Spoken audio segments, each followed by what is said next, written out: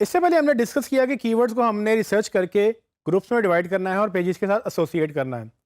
इस लेसन में हम डिस्कस करेंगे कि वो क्यों ज़रूरी है और वो कैसे आप कर सकते हैं। तो इसके लिए मैं आपको मिसाल दूंगा कि लेट्स सपोज अगर आप कपड़े ढूंढ रहे हैं और अगर आप जेंट्स गारमेंट लिखें और गूगल में सर्च के अंदर आपको फीमेल गारमेंट्स की पेज रैंक हो जाए, तो एज अ ब्रांड अगर वेबसाइट आपकी है और यूज़र वहाँ क्लिक करके आपके पेज पे आता है, तो आपके ख्याल में उसको कैसा फील होगा? क्या वो आपसे बाय करेगा या वो दोबारा वेबसाइट पे आएगा आपकी? उसने ढूँढा कुछ और उसको मिला कुछ, और आपको भी वो सेल नहीं मिलेगी क्योंकि वो आपको चाहिए था कि उस कीवर्ड को ऑप्टिमाइज़ करते जो वो ढूँढ रहा था और उसके अगेंस्ट वो वाला पेज ऑप्टिमाइज़ करते जिस पे उसको जाना चाहिए था, जो कि जेंट्स का गारमेंट्स का पेज था। ये एक बड़ी कॉमन प्रॉब्लम है तमाम वेबसाइट्स में, और ये इसी वजह से होती है कि कीवर्ड सर्च जब ठीक नहीं होती, आप उसको प्रॉपर ऑप्टिमाइज़ नहीं करते, आप उसकी स्ट्रक्चर के साथ उसको लिंक नहीं करते, तो इसीलिए ये प्रॉब्लम्स क्रिएट होती हैं। और यही वजह है कि मैं बार-बार ये एम्फसाइज़ कर रहा हूँ कि हमने इसको as a primary importance important activity लेनी है इस कीवर्ड रिसर्च को, क्योंकि अगर ये गलत हो गई तो आपकी पूरी एसईओ गलत हो सकती है। इसको मैं आपको विजुअली दिखाना चाहूँगा। फॉर एग्जांपल, आपकी मोबाइल फ़ोन शॉप की ही वेबसाइट है, उसमें सबसे पहला पेज होम पेज है, जिसको आपने मोबाइल फ़ोन्स के अगेंस्ट आपने ऑप्टिमाइज़ किया या आपने उसको कीवर्ड्स कीवर्ड ग्रुप असाइन किया जो कि मोबाइल फ़ोन से रिलेटेड था।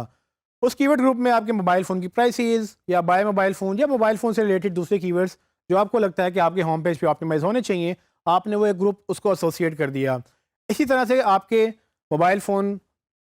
मोबाइल फ़ोन की कैटेगरी के अंडर एक और कैटेगरी थी जो कि एसेसरीज़ की थी। तो आप ये चाहेंगे कि अगर कोई मोबाइल फ़ोन एसेसरी सर्च कर रहा है, तो वो कहाँ लैंड करना चाहिए?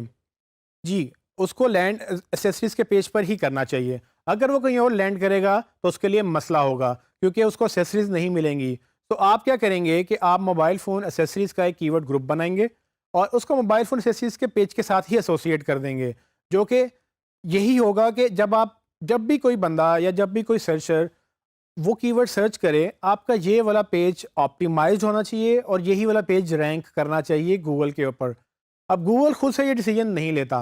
ये डिसीजन आपको गूगल को हेल्प करना होता है ताकि गूगल आपकी बिहाफ पे ये डिसीजन ले। तो अगर आप ये कीवर्ड 2-3 जगहों पे ऑप्टिमाइज़ कर देंगे, तो गूगल ये समझेगा कि शायद दूसरा पेज ज़्यादा रेलेवेंट है या शायद पहला पेज ज़्यादा रेलेवेंट है। जब गूगल कन्फ्यूज़ रहेगा, वो आपको गलत पेज को रैंक कर सकता है, और गलत पेज रैंक करने का मतलब वही है कि अगर उसने सर्च ईयरफ़ोन्स किया है, तो वो जाके लैंड कर रहा है एक्सेसरीज़ के ऊपर, या उसने एक्सेसरीज़ सारी माँगी थी और आप उसको सिर्फ़ ईयरफ़ोन्स के पेज पे लैंड कर रहे हैं। तो इसी तरह से अगर आप स्ट्रक्चर को फॉलो करें, तो होम पेज के अंडर एसेसरीज़ का पेज और एसेसरीज़ के अंदर ईयरफोन्स आ जाते हैं, और ईयरफोन्स के अंडर भी अगर आप कैटेगराइज करें तो आप ब्रांडेड ईयरफोन्स ले सकते हैं। फॉर एग्जांपल, एप्पल के ईयरफोन्स या सैमसंग के ईयरफोन्स या डिफरेंट ब्रांड्स के आप ईयरफोन्स उसको सॉर्ट कर सकते हैं। सो आइडियली स्ट्रक्चर को कीवर्ड से आप कैसे ऑप्टिमाइज़ करेंगे कि जब कोई सैमसंग सर्च करे तो सैमसंग के पेज पे लैंड करे, जब कोई आईफ़ोन सर्च करे तो आईफ़ोन के पेज पे लैंड करे, जब वो कोई ईयरफ़ोन सर्च करे तो उसको ईयरफ़ोन के ऊपर ही लैंड करना चाहिए, और अगर कोई एक्सेसरीज़ सर्च करे तो एक्सेसरीज़ के पेज पे जाए, और अगर कोई सिर्फ मोबाइल फ़ोन या मोबाइल फ़ोन प्राइसेस सर्च कर रहा है तो वो आप मोबाइल फ़ोन के पेज पर ही लैंड करे।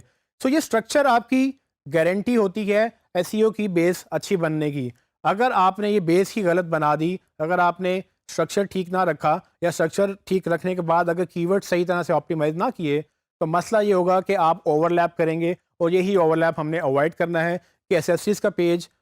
मोबाइल पेज के साथ ओवरलैप नहीं हो सकता और मोबाइल फ़ोन का पेज एक्सेसरीज़ के पेज के साथ ओवरलैप नहीं हो सकता। यही वजह है कि इसको आपने बड़ी गौर से और बड़े ध्यान से आपने ऑप्टिमाइज़ करना है, और इसीलिए अगर आपको क्लाइंट के साथ बैठकर या खुद बैठकर अपना पूरा बिज़नेस का स्ट्रक्चर रिव्यू करना पड़े कि आपके बिज़नेस क्या है, उसकी कितनी प्रोडक्ट्स हैं और उन प्रोडक्ट्स के ऊपर कौन-कौन से पेज बनने चाहिए, उनका प्राइसिंग का पेज सेम होगा या डिफरेंट होगा, उनके अंडर कौन-कौन से पेजेस होंगे, और जब आप ये स्ट्रक्चर क्लियर कर लेंगे, उसके बाद आप उसको कीवर्ड सर्च करके बारी-बारी हर हर पेज के ऊपर एक कीवर्ड का ग्रुप असाइन करेंगे, और जब वो ग्रुप असाइन हो जाएगा तो आप मेक श्योर ये कीजिएगा कि उसमें किसी भी तरह से ओवरलैप ना हो, और जो भी पेजेस जिस कीवर्ड के साथ ऑप्टिमाइज्ड हैं वो वही रहें, क्योंकि जैसे ही आप डुप्लीकेट करेंगे या ओवरलैप करेंगे, आप गूगल को भी कंफ्यूज करेंगे और आपकी एसईओ भी डाउन हो जाएगी। आपका ऑलरेडी कंपटीशन है आपके कंपेटिटर्स के साथ, जो कि आपके इन्हीं कीवर्ड्स पे अपनी वेबसाइट के ऊपर रैंक करना चाहते हैं। आपने उनसे तो जगह लेनी ही है,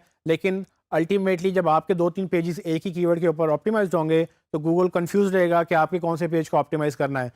तो यही प्रॉब्लम असल में आपके सेल्फ कंपेटिटर बना देगी आप ही के पेजेस को, जिससे नुकसान ये होगा कि आप अपने आपके 2-3 पेजेस आपस में ही मुकाबला कर रहे होंगे। जबकि असल में होना ये चाहिए कि आप एक कीवर्ड के ऊपर फोकस करें जो कि एक पेज से असाइंड हो और सिर्फ वही पेज ऊपर आए, ना कि आप मल्टीपल पेजेस को एक ही कीवर्ड के ऊपर रैंक करवाएं। आप हमेशा एक पेज के ऊपर एक फोकस ग्रुप रखेंगे तो आपकी एसईओ बड़ी बेहतर हो जाएगी।